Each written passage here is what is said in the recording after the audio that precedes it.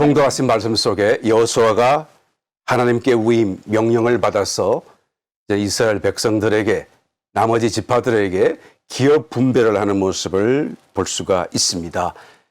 여호수아서 13장에 이미 하나님께서 나이 많은 여호수아에게 명령해 주셨죠. 그때 나이가 이미 13장에서부터 지금 이 말씀이 계속 연결되는 것인데요. 그때 나이 벌써 93세의 모세에게서 이스라엘의 지도자로 이제는 위임, 선계, 지도자 어떤 권위를 선계받았고, 그리고 16년간 가나안 정복 전쟁을 치루었고 110세가 될 때에 임종했으니까요.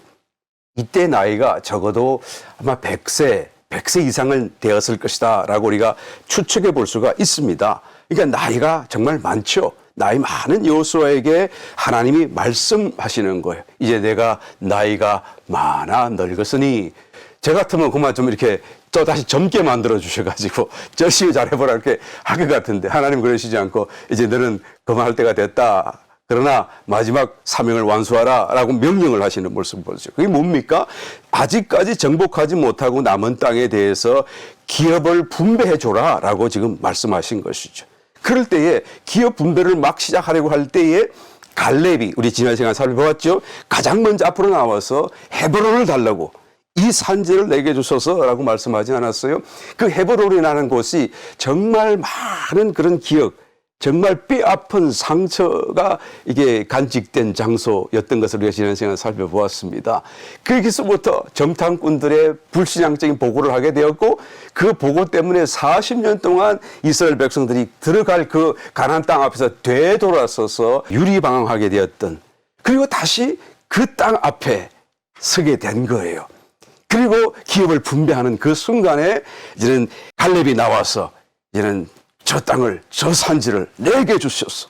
내가 감당하겠습니다. 왜? 제일 사실은 뭐라 그럴까요? 정복하기가 어렵다면 어려운 곳이라고 할 수가 있죠. 왜?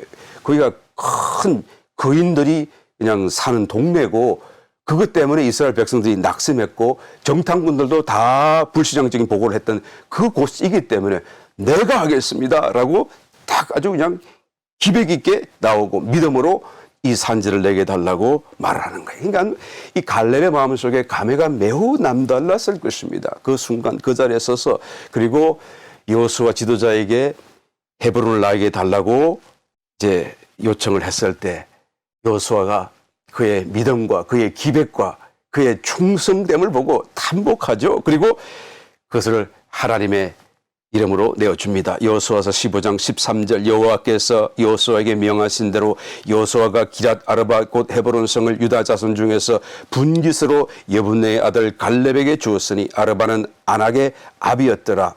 갈렙이 거기서 아낙의 소생 곧 그 세 아들 세세와 아이만과 달메를 쫓아내었고, 얼마나 유명했으면 이 이름이 다 성경에 기록될 정도로 끝으로 키가 4m, 5m 정도, 지금도 뼈들이 고고학들이 발굴하면요, 그 뼈들이 4m, 5m 보통 이렇게 나온다고 그렇게 얘기하지 않습니까? 그런 거인들, 그 거인들 중에서도 아비, 그냥, 그죠? 가장 대표적인 거인들이 살았던 곳이 바로 헤브론이었는데, 15절, 거기서 끝이지 않고 그들을 다 쫓아냈을 뿐만 아니라, 정복했을 뿐만 아니라, 15절, 거기서 더 올라가는 거예요. 더빌 거민을 쳤습니다. 더빌의 본 이름은 기럇세벨이라. 그러니까 이 갈렙이 말이죠, 나이가 지금 85세예요. 아마 이때쯤은 또 86세나 7세가 됐을지도 모르죠.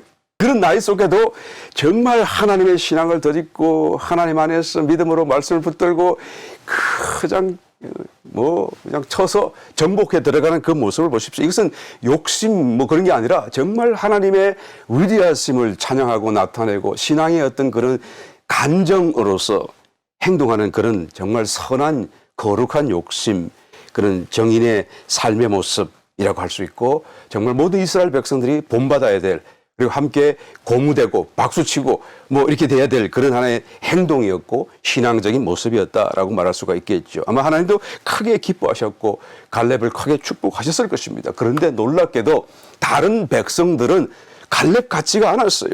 성경을 보게 되면 이스라엘 백성들에게 기업을 분배하고 난 뒤에 그들이 분배받은 땅을 정복해 들어가죠. 여호수아서 15장 63절을 가서 보게 되면 유다 지파, 유다 지파의 땅 분배받은 땅에 다 그 상세한 기록 끝에 맨 마지막 부분에 이런 말씀이 기록되어져 있습니다. 예루살렘 거민 여부서 사람을 유다 자손이 쫓아내지 못하였으므로 여부서 사람이 오늘날까지 유다 자손과 함께 예루살렘에 거하니라. 예루살렘 성 안에 살고 있던 가나안 원주민 여부서 사람을 유다 지파가 다 쫓아내질 않았어요. 그냥 내버려 두었습니다. 여기서 쫓아내지 못하였으므로, 그러니까 아마 힘이 모자라서 그런가 보다 능력적인 면을 생각이 쉬운데요.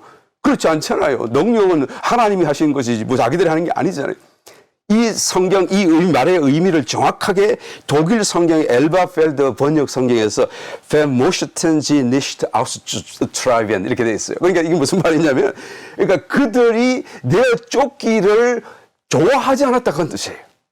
이 말이 정확한 해석으로 저는 생각되어집니다. 그냥 할 수 없었으므로 그런 의미가 아니라 왜 못했느냐? 그들이 원하지 않았다는 말이에요. 쫓아내기를 원하지 않았다라는 거. 이 말씀은 하나님께서 이미 가나안 땅에 들어오기 전에 진멸하라라고 했던 그 진멸법 그 명령 있죠? 신명기 7장 2절. 그 말씀에 엄밀한 위반 행위가 되었다는 것을 우리가 보게 되는 것이죠. 하나님 말씀에 대해서 느슨해요. 하나님 말씀에 대해서 좀 나태해요. 이런 등등의 어떤 신앙적인 자세, 마음가짐에서부터 이런 엄청난, 나중에는 엄청난 결과를 초래하게 될 잘못이 시작되는 것을 보게 됩니다. 처음 가나안 입성을 할 때 여리고성이 무너지고 믿음으로 돌고 뭐 아이성을 정복하더라고 얼마나 뜨거웠었어요. 순종적인 그런 모습이 있었잖아요. 그것과 비교해 보게 된다면 지금 이제는 정작 가나안 땅에 들어와서 가나안 땅 그 나머지 지역을 정복해 들어가는 그 과정 속에서는 아주 신앙적으로 굉장히 대조가 되는 모습을 보게 됩니다. 비교가 되는 것을 보게 되죠. 당시에 우리 10장 여호수아 10장을 살필 때도 우리가 보았듯이 예루살렘 왕으로 있었던 그 아도니세덱이라고 하는 그 예루살렘 왕 있었잖아요. 그 왕이 감히 이스라엘과 여호수아에게 대적해서 인근에 있는 4개 성읍과 연합해가지고 연합 군대를 만들어가지고 이제는 대적하고 그 기본 거민들을 공격해 들어갔던 그 사건 여러분 기억하시죠? 그래서 여호수아가 이제 기본 주민들을 도와가지고 그것을 섬멸하게 되었다라는 그 기사를 우리가 보게 됩니다. 모두 다 죽임을 당하고 말았어요. 그러나 정확하게 예루살렘 성이 완전히 다 정복되었다라는 그런 언급은 거기에도 여전히 없지요. 그 이후에 유다 지파가 다시 자기들에게 분배받은 기업으로서의 땅, 그 예루살렘을 점령해 들어가는 속에서 여전히 그 원주민 여부서 족속을 다 내쫓지 않고 내버려 두었다라는 것을 보게 되는 것입니다. 사사기 나중에 1장에 가서도 보게 되면 8절에서 유다 자손이 예루살렘을 쳐서 성읍들을 불태웠다고 기록되어져 있지만 그것은 완전히 다 초토화시켰다는 말씀이 아니라 한 부분적으로 점령한 것이다라는 사실을 말해주고 있습니다. 실제로 이 예루살렘이 완전히 점령당한 것은 다윗 왕 때, 그러니까 지금으로부터 이때로부터 400년이 지난 뒤에 주전 BC 1000년경이 되어서 완전히 다 점령당하게 되죠. 그런데 그때까지 지금 원주민들을 그냥 내쫓지 않고 내버려 두는 거예요. 여러분 이거 큰 문제가 되는 것을 아마 지금은 모를지 모르겠지만 저와 여러분 너무 잘 알고 있습니다.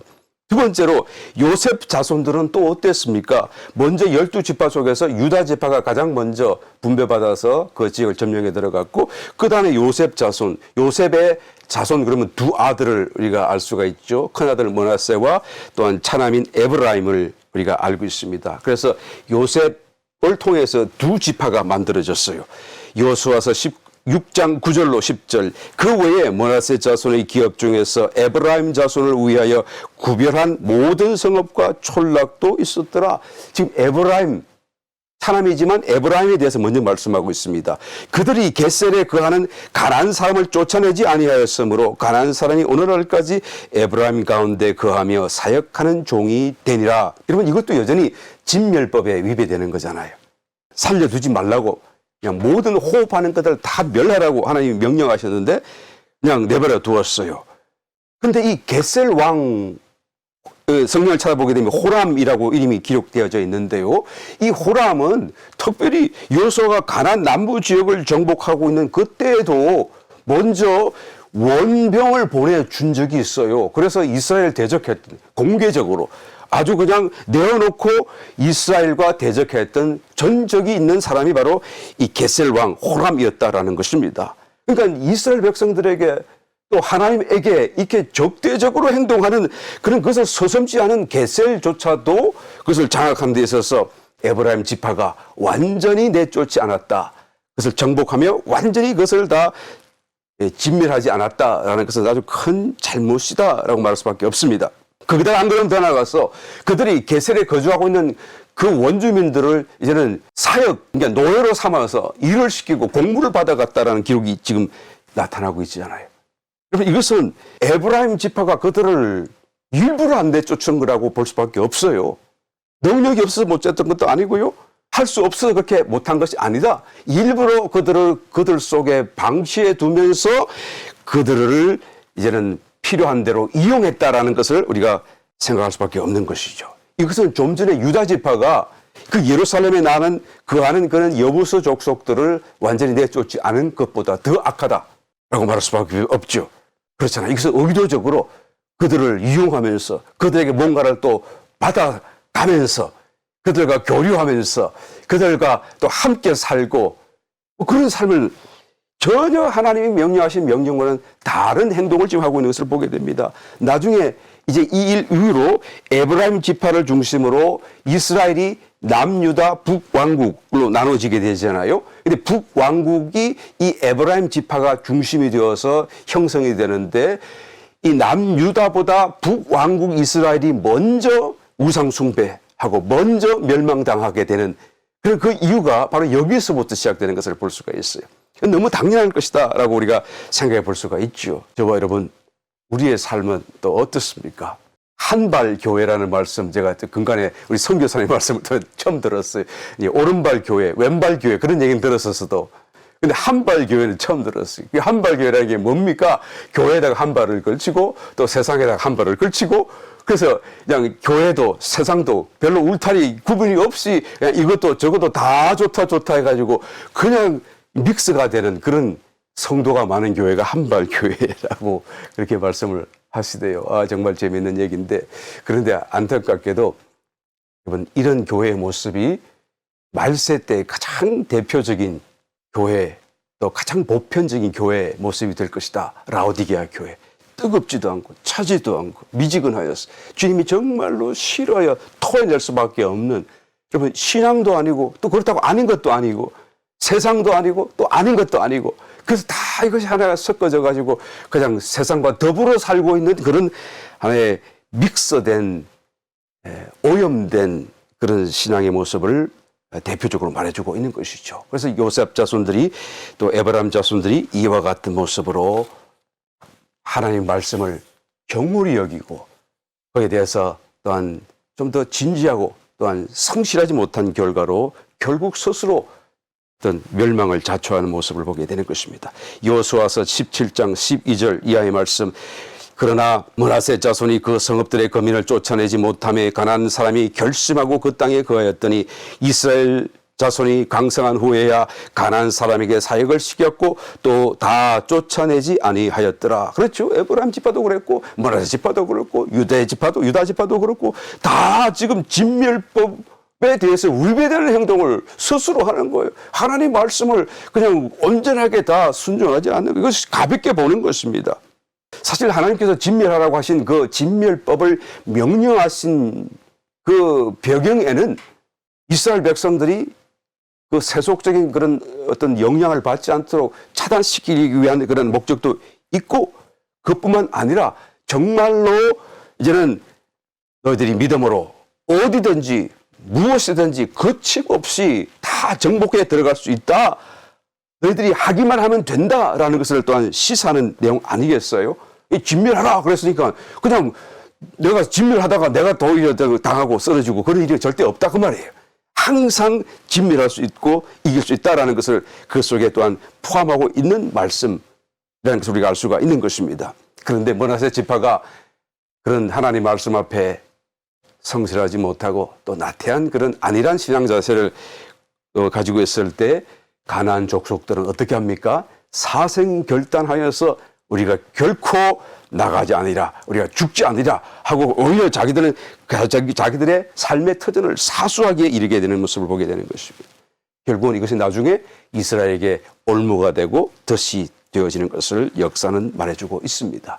이런 요셉 자손들이 오히려 자기들의 신앙을 되돌아보지 않고 하나님 앞에 회개하려고 하지 않고 오히려 불평을 합니다. 뭐라고 말을 합니까?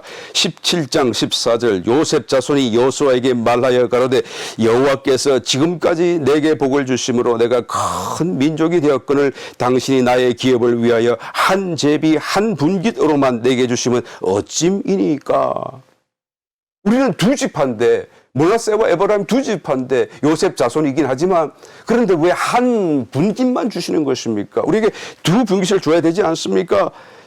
여기서 큰 민족이라는 말씀의 의미 속에 정말로 숫자적으로도 크게 이루어졌을 뿐만 아니라 이 민족이 특별히 능력적인 면에서도 아주 크게 되었다, 우월하게 되었다는 그런 의미를 함축하고 있는 것을 보게 됩니다. 이스라엘 자손들 중에서도 굉장히 자부심이 특별히 이 에브라임 지파 또 므낫세 지파와 더불어서 아주 자부심이 대단했던 것을 볼 수가 있습니다. 사사시대 때 기드온과 입다 사사의 그런 어떤 행동에 대해서 에브라임 지파가 나서서 당당히 항의를 했던 모습을 우리가 통해서 보게 되면 정말로 그들이 얼마나 강하고 또한 어떤 실제적인 그런 세력을 떨칠 수 있는 그 이스라엘 12지파 가운데서도 힘을 가졌는가라는 것을 우리가 추측해 볼 수가 있는 것이죠.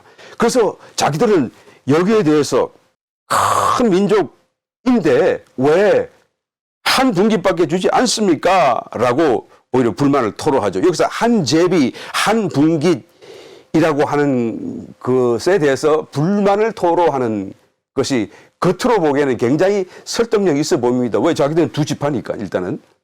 두 분깃을 받아야 되는 것이 마땅한 거 아니겠습니까? 그런데 사실은 이것이 잘못이다. 오히려 욕심이다라는 것이 금방 드러나게 됩니다. 모세 시대 때 그 모압 평지에서 인구 조사를 한 적이 있어요. 민수기 26장에서 보면 나타나는데요. 그때 숫자가 자세히 기록되어져 있습니다. 므낫세 지파의 인구가 52,700명. 외울 수 있겠어요? 에브라임 지파 인구가 32,500명 불과했어요. 그런데 므낫세 지파의 반은 요단강을 건너기 전에 벌써 동편에서 나누어졌고 그다음에 반만 뒤면 건너왔으니까 그러니까 52,700명 중에서 반이니까 한 26,000명 정도 되지 않겠어요? 꼭 그대로 딱 분할을 한다고 치면 거기다가 에브라임 지파 32,500명 보태면 6만 명이 채 안 되죠. 그런데 이 숫자는 한 지파로서 유다 지파 같은 경우에는 76,500명이었어요. 단 지파에는 64,400명이었어요. 이사갈 지파는 64,300명이었어요. 스불론 지파는 65,500명이었어요. 다 6만이 다 넘어가죠. 한 지파인데도. 그런데 자기들은 그 숫자를 가지고 두 지파를 명목상 두 지파니까 두 분깃을 달라고 지금 요구하는 것입니다. 사실 언뜻 보면 맞는 것 같지만 사실 형평성에 맞지 않는 요구였었죠. 그리고 요셉 자손들이 분배받은 그 땅은 실질적으로 가장 넓은 땅이었어요. 나중에 우리가 지도를 한번 보겠습니다만 가장 넓은 땅이고 그리고 그 땅이 얼마나 비옥한지 몰라요. 산지가 있긴 해도 그 산지가 그렇게 험한 것이 아니고 오히려 그 산지가 양질의 그런 옥토로 구성되어 있다는 것을 알게 되어집니다. 그러니까 산술적인 근거에 의해서 두 분깃을 달라고 하는 것은 아주 지나친 어떤 욕심에서 나온 그런 잘못된 것이다라는 것을 금방 알 수가 있는 것이죠. 이것은 다만 그들이 땅을 더 달라라는 그런 요구 아니에요. 알고 보게 되면. 쉽게 말하면 싸우지 않고도 쉽게 정착할 수 있는 그런 땅, 힘들게 개간하지 않아도 이미 비옥하여서 씨만 뿌리면 그냥 수확할 수 있는 그런 좋은 땅, 쉬운 땅, 그런 땅을 더 달라 그런 얘기인 거죠. 그래서 완전히 욕심, 자기의 욕심, 전혀 어떤 자기 십자가를 지지 않고 그냥 면류관만 받겠다고 하는 것과 똑같은 거예요. 영어의 속담에 no cross, no crown 그 말이 있잖아요. 이게 어떻게 나온지는 모르겠지만 매우 성경적인 그런 하나의 어떤 진리를 담고 있습니다. 여러분 십자가를 지지 않고 어떻게 크라운, 면류관을 쓸 수가 있나요? 어떻게 자기 희생 없이 그냥 하나님의 거룩한 생명으로 충만해질 수가 있나요? 그러니까 성도에게 어떤 고난이 다가오고 문제가 다가오고 자기의 어떤 잘못과 죄악으로 인해서 온 것이 아니라고 한다면 그것을 어떤 면에서 더 환영하고 반기고 그런 고난 가운데 더 기뻐해야 마땅한 것이죠. 우리가 정말 깨닫는 사람이라고 한다면. 성도가 당하는 고난이라고 하는 것은 의미가 있는 거예요. 예. 그리고 정말 유익한 것입니다. 그러니까 어떤 어려움 속에서, 고난 속에서, 어떤 좀 괴로움과 슬픔 속에서 여러분 믿음으로 잘 그것을 견디시기를 예수님 이름으로 축원합니다. 그것을 잘 우리가 견디게 되면 결국은 어떤 일이 납니까? 이런 크라운. 왜냐 우리가 자기 십자가를 통해서 벗을 것을 벗어내었기 때문에 저절로 면류관으로 영광으로 채워지게 되는 것입니다. 그래서 하나님께서는 시편 116편에서 성도가 죽는 것을 하나님이 귀중히 여기신다라고 말씀하고 있는 이유가 거기에 있는 것입니다. 사도행전 14장 22절에서도 제자들의 마음을 굳게 하여 이 믿음에 거하라 권하고 사도 바울이죠. 또 우리가 하나님 나라에 들어가려면 많은 환난을 겪어야 할 것이다 라고 말하잖아요. 지금 다 버렸잖아요. 모든 걸 다 포기하고 주님만을 위해 살고 있지 않아요. 그럼에도 불구하고 우리가 하나님 나라에 들어가려면 많은 환난을 겪어야 된다. 어이구 나는 하나님 다 버렸는데 하나님 나 이제는 뭐 이제 나쁜 짓 하지 않는데요. 왜 이 어려운 문제가 여전히 나에게 남아있고 여전히 떠나지 않는 것입니까? 라고 생각하지 말아야 되는 것이죠. 우리가 버릴 것을 버렸다고 할지라도 여전히 내적으로 존재적으로 또 하나님께서 우리를 깎으시고 새롭게 빚어낼 어떤 부분을 위하여 여전히 환난을 허락하시는 거예요. 그러니까 성도가 되자마자 구원받자 말자 아주 각오를 해야 되는 것입니다. 그냥 우리가 성도 되었으니 하나님이 나의 그냥 아버지가 되셨으니 이제부터는 좋은 길 그냥 푸른 신호등만 있을 것이다 라고 착각해서는 안 되는 것이죠. 오히려 더 문제가 있고 더 많은 어려움이 다가올 수 있어요. 오히려 더 그렇게 될 수 있죠. 왜요? 우리를 자꾸 깎아시고 새롭게 변화시키기 위해서. 왜 그럽니까? 그것을 통해서 진정한 하나님의 아들들로 우리를 빚어내시기 위한 과정인 것이죠. 그러므로 이 모든 것들이 오히려 우리에게 필요한 것이다.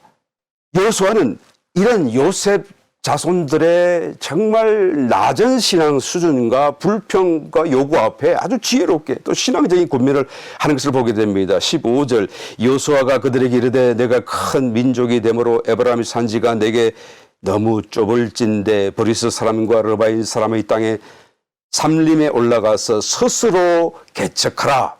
요셉 자손이 가로되 그 산지는 우리에게 넉넉지도 못하고 골짜기 땅에 거하는 가나안 사람에게는 벳산과 그 향리에 거하는 자든지 이스라엘 골짜기에 거하는 자든지 다 철병거가 있나이다. 이때 청동기 시대인데 철병거가 있다 그러니까 자기들보다 더 뛰어난 무기를 다 가지고 있고 더 체력적으로 큰데 우리가 어떻게 하겠습니까? 라고 지금 말하는 거예요. 17절 여호수아가 다시 요셉의 족속 곧 에브라임과 므낫세에게 일러 가로되 너는 큰 민족이요 큰 권능이 있은즉 한 분깃만 가질 것이 아니라 그 산지도 내 것이 되리니 비록 삼림이라도 내가 개척하라. 그 끝까지 내 것이 되리라.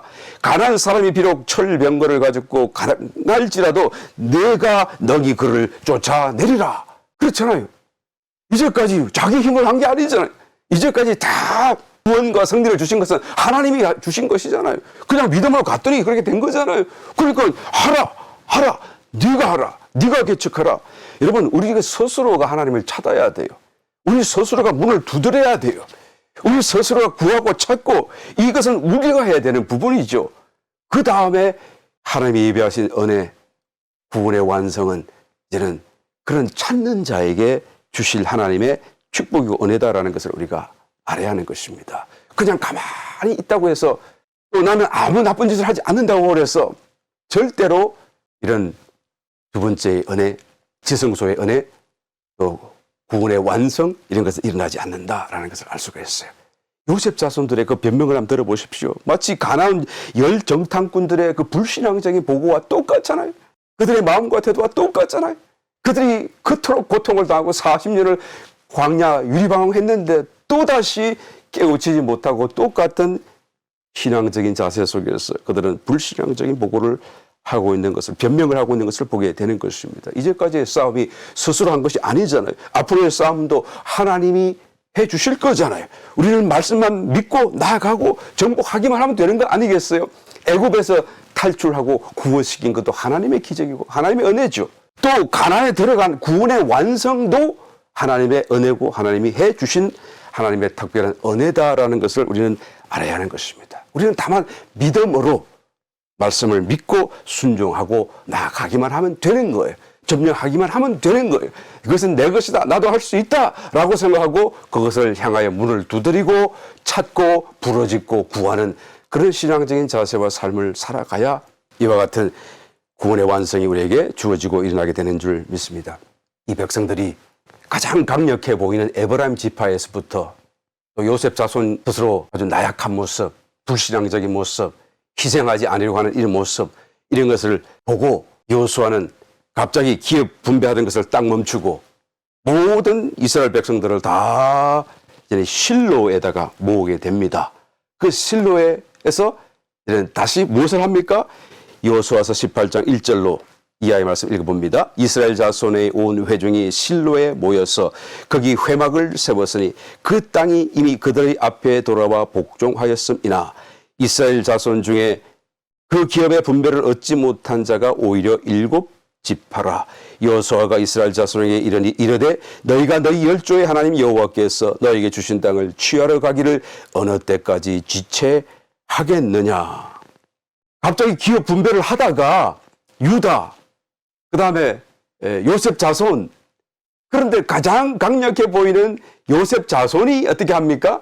그냥 불평하고 희생하지 아니하고 그 태도를 보고 갑자기 그것을 중단하고 회중들을 실로에다가 모아요. 그 실로가 어디에 있는지 한번 지도를 볼까요? 내가 지도를 나중에 보이려고 그랬는데 순서를 한번 볼까요? 보면 저기 나타나죠. 요단강을 건너서 그 사해 밑에 큰 바다, 조그마한 중간 바다 꼭대기 거기 왼쪽으로 가게 되면 거기가 예루살렘이 있는 곳이고 예루살렘 위에 지금 화살표로 그려져 있는 저기가 실로예요. 에브라임 지파 땅, 분배받은 땅 안에 있어요. 그렇죠? 아주 중심부입니다. 위로 아래든 모든 이스라엘 회중들이 다 모을 수 있는 장소고 거기는 바로 요단강 건너 처음 진영을 베풀었던 길갈에서 조금 더 떨어진 곳이에요. 바로 저기에서 이제는 이스라엘 12회중을 다 모으고 거기서 다시 이제 여호수아가 기업 분배하던 것을 중단하여 회막을 세우게 명령을 해요. 회막이 뭡니까? 이는 모세의 그 성막을 이제는 저 실로에다가 가져와서 세우게 되는 것이죠. 왜 갑자기 회막을 세웁니까? 기업을 분배하다가 말고 이스라엘 백성들이 자꾸 뒤로 물서기 때문에 그래요. 가장 힘이 있어 보이는 에브라임 지파조차도 불평을 하고 안 하려고 그러니까 나머지 지파들은 더 그러지 않겠습니까? 그래서 아이고 이거 안 되겠구나. 그래서 하나님의 회막을 세우고 하나님이 우리 가운데 계신 것을 다시 이렇게 리마인드 시켜서 그들이 하나님에게로부터 받은 그 언약을 새롭게 고취하여 하나님의 명령을 따라 이런 가나안 완전 정복을 완수하도록 하기 위해서 아마 그렇게 한 것 같습니다. 성경은 정확하게 그 이유를 설명하지 않습니다만 그 이유밖에는 우리가 생각할 수가 없어요. 여하튼 갑자기 실로에서 다 모이라 명령하고 하나님의 성막을 그곳에 세우는 것이죠. 그런데 아직까지도 기업 분배를 받지 못한 지파가 7지파다라고 말을 하잖아요. 그 7지파가 왜 7지파입니까? 요단강을 건너오기 전에 므낫셋과 그다음에 르우벤 지파가 다 받았죠. 그다음에 건너온 뒤에 이제는 다시 유다 지파 받았죠. 그다음에 또 므낫셋 반 지파 앞에 가고도 합치면 한 지파고 그다음에 에브라임 지파까지 받았죠. 이걸 다 빼고 나면 7지파가 남게 된 것입니다. 우리 지도 한번 볼까요? 이스라엘 12지파. 저 지도처럼 말이죠. 이렇게 다 분배한 거예요. 요단강이 어디 있는지 여러분 잘 아시죠? 가운데 사해부터 쭉 올라가서 갈릴리 호수까지 가운데 있고 그 오른편 동편에 므낫셋, 갓, 그다음에 르우벤이 있고요. 그렇다고 해서 저게 다 지금 저 색깔대로 점령한 건 아닙니다. 저렇게 그려준 거예요. 그러나 이미 동편은 어느 정도 거기 벌써 분배가 되어졌고 또한 정착하고 있는 중에 있죠. 그 다음에 서편에 이제 나머지 이제 지파들 다 들어와 있는 것을 보게 됩니다.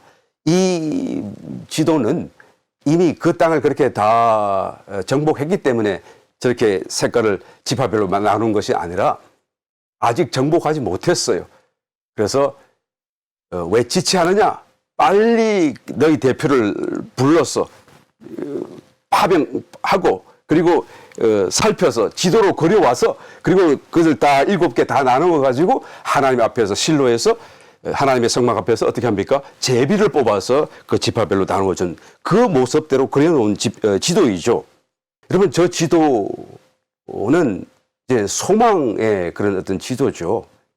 그렇지 않겠어요? 자기들이 이만큼 땅을 가져라라고 이렇게 정해준 것이고 그것은 다만 약속이 아니라 하나님이 하신 말씀이기 때문에 반드시 그대로 될 것이다라는 것을 우리가 믿는다고 한다면 이것은 정말 소망 찬 그런 하나의 어떤 지도고 정말 아름답지 않아요. 예. 정말 저렇게 땅을 하나님이 정해주시고 줄을 그어주시고 우리에게 분배해 주시는 것을 우리가 믿는다고 한다면 정말 이게 소망차고 저 지도를 보기만 해도 우리 마음이 정말 기뻐질 수밖에 없을 것입니다. 그런데 이 12지파들 이스라엘 백성들이 웬일인지 저렇게 분명한 그런 선을 그어 주었음에도 불구하고 그것을 그냥 완전한 정복하는 일에 무언가 자꾸 지체를 하고 있는 것을 보게 됩니다. 웬일인지 모르겠지만 우리는 그냥 이대로가 좋아요. 그냥 여기가 좋아요. 여기가 좋사오니 라고 하고 그냥 주저앉는 모습을 보게 되는 것이죠. 그래서 지금 여호수아가 다시 한번 그냥 꾸중하듯이 왜 지체하느냐? 빨리 가라. 그리고 막 서둘러서 푸시하고 또 푸시하고 있는 그런 모습이 오늘 봉독하신 말씀의 본문의 말씀인 것입니다.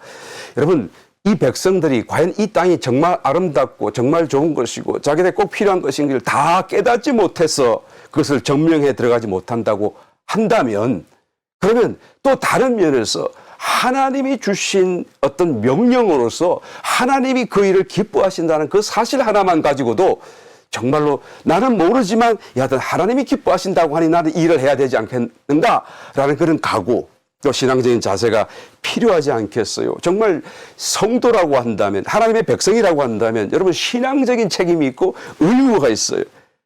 신앙적인 목표가 있고 또한 최종적인 어떤 그런 목적이 있지 않겠어요. 그래서 우리가 정말 안다고 한다면 믿는다고 한다면 여러분 나는 다 필요 없고 나는 지금 당장 그것을 가지지 않아도 나는 이대로가 좋아요 라고 할지라도 여전히 하나님을 생각하며 하나님 명령을 순종하는 마음으로 그 일을 우리가 스스로 갈망하고 찾아가야 마땅하지 않겠습니까? 그런데 이스라엘 백성들은 그러지 않았어요.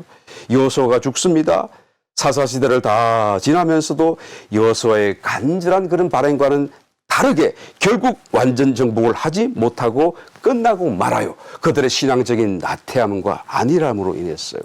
갈렙만 물론 빼고요.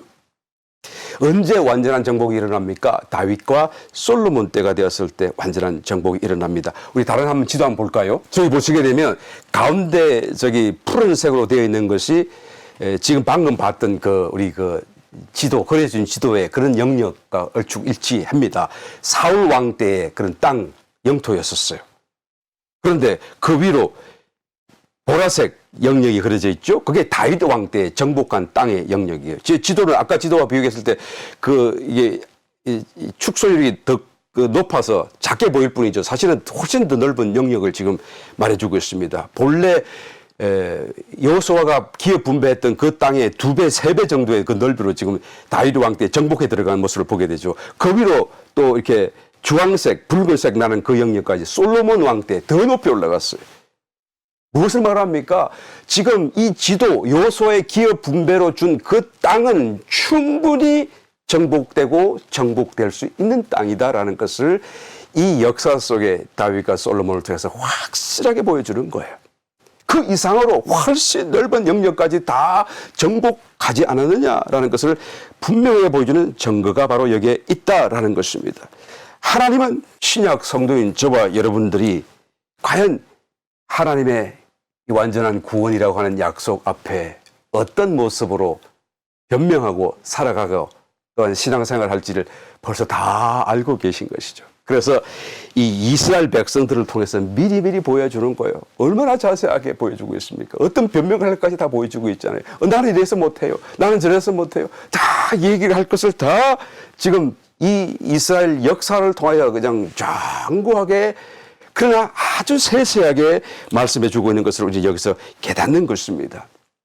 그러나 여러분, 그날이 되게 되면 우리는 이스라엘 백성들처럼 요셉 자손처럼 변명할 길이 없어요. 로마서 14장 10절 이하의 말씀, 내가 어찌하여 내 형제를 판단하느냐, 어찌하여 내 형제를 업신 여기느냐, 우리가 다 하나님의 심판대 앞에 서리라. 그리스도의 심판대죠. 기록되었을 때 주께서 가라사대 내가 살아노니 모든 무릎이 내게 꿇을 것이요 모든 혀가 하나님께 자백하리라 하였느니라. 이러므로 우리 각인이 자기 일을 하나님께 짓고 하리라. 그렇죠? 주님의 심판대 앞에 섰을 때 주님이 묻지도 않으시고 말씀도 안 하셔도 그냥 자기가 자기 입을 열어가지고 하나님 나 이게 잘못했어요, 이거 잘못했어요. 자기가 말을 하게 된다는 거예요. 그러니까 뭐 사실은 정인도 필요 없을 정도죠. 그러면서 어떻게 합니까? 준비가 되지 못한 사람이라고 한다면 주님 제가 알면서도 못했어요. 안 했어요. 죄송해요. 강국사님 설교 듣고 더 분명하게 알았지만 또 못했어요. 또 안 했어요. 하나님 주님 딱 한 번만 용서해주고 한 번만 더 기회를 주십시오. 그럼 주님 뭐라고 대답하실 것 같아요? 주님 그러실 거예요. 그래 너 잘 알고 있구나. 그러면 이것도 잘 알겠구나. 이제는 다시 두 번째 기회가 없다는 것도 너는 잘 알고 있겠구나. 주님이 그렇게 말씀하지 않겠어요? 여러분, 우리 착하고 충성된 종아, 잘하였도다 라는 말씀을 드려야 되지 않겠어요? 우리 할 수 있습니다. 한 걸음 더 구원의 완성을 위하여 오늘도 우리가 주님을 찾고 기도 중에 하나님을 생각하고 또 말씀을 묵상하면서 하나님께 나아가고 또 성령을 인정하면서 기도하고 성령 안에서 교제하고 섬기고 어떻게든지 주의 일로, 세상 일이 아니라 교회 일로, 하나님의 일로 어떻게든지 자꾸 내가 인발부 되려고 하는 그런 노력과 자세, 또 하나님을 어떻게든지 느끼겠다는 그런 마음과 자세로 우리의 일상을 이렇게 영위해 간다고 한다면 여러분, 지성소에 계신 주님을 우리가 반드시 만나게 될 것이고 가나안 땅 아름답잖아요. 아까 우리 지도를 봤듯이 그 아름다운 하나님이 우리에게 정해 놓으신 그것을 우리가 소유할 수 있다. 다시 말하면 가나안 땅을 정복한다는 것은 좋은 땅이신 그리스도와 연합될 수 있다. 하나 된다. 라는 것을 말하잖아요. 그날이 되면 주님이 내 안에 내가 주님 안에 있는 것을 너희가 알리라 하신 말씀 그대로요. 여러분 깨어서 준비하시기를 예수님으로 축원합니다. 쉬지 말고 기도하세요. 정말로 기도하세요. 쉬지 말고 기도하세요. 그리고 범사에 감사하고 항상 기뻐하세요. 세상의 마음을 두지 말고 구원의 완성을 향해서 우리가 한 걸음씩 매일매일 더 나아갈 수 있는 저와 여러분 다 되시고 그리스도의 심판대가 배설되는 그날에 정말로 잘했다 라고 칭찬받는 그 칭찬으로 큰 기쁨이 되는 저와 여러분 다 되시기를 예수님으로 축원합니다.